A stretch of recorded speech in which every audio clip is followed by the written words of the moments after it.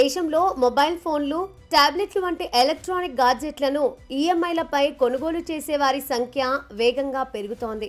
ఈ నేపథ్యంలో రుణాలు తీసుకొని చెల్లింపులు నిలిపివేస్తున్న కేసులు కూడా పెరుగుతాయని భావించిన ఆర్బీఐ కీలక మార్గదర్శకాలను ప్రతిపాదించింది. 90 రోజుల బకాయి తర్వాతే చర్యలు. ఆర్బీఐ విడుదల చేసిన డ్రాఫ్ట్ నిబంధనల ప్రకారం ఈఎంఐ చెల్లింపులు ఆలస్యమైన వెంటనే ఫోన్ను లాక్ చేయడం లేదా ఫీచర్లను నిలిపివేయడం జరగదు.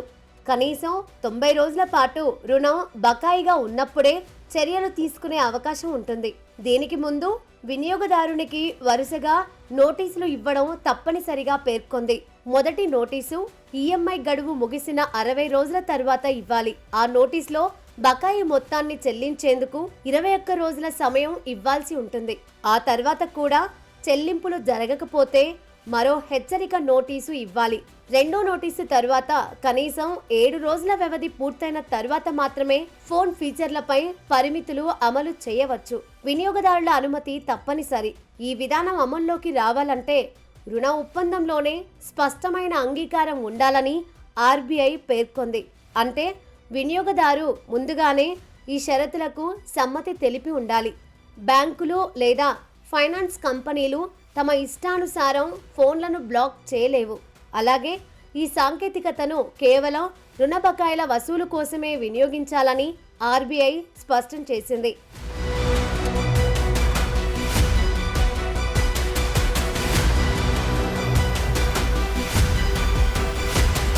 ఇతర వాణిజ్య ప్రయోజనాలు లేదా వినియోగదారులపై అదనపు ఒత్తిడి తీసుకురావడానికి దీనిని ఉపయోగించరాదని హెచ్చరించింది.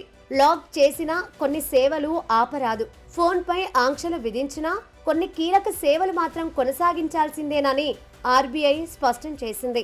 ముఖ్యంగా incoming calls, internet connectivity, SOS, అత్యవసర సేవలు, ప్రభుత్వ హెచ్చరిక సందేశాలు వంటి వాటిని ఎట్టి పరిస్థితుల్లోనూ నిలిపివేయరాదని పేర్కొంది.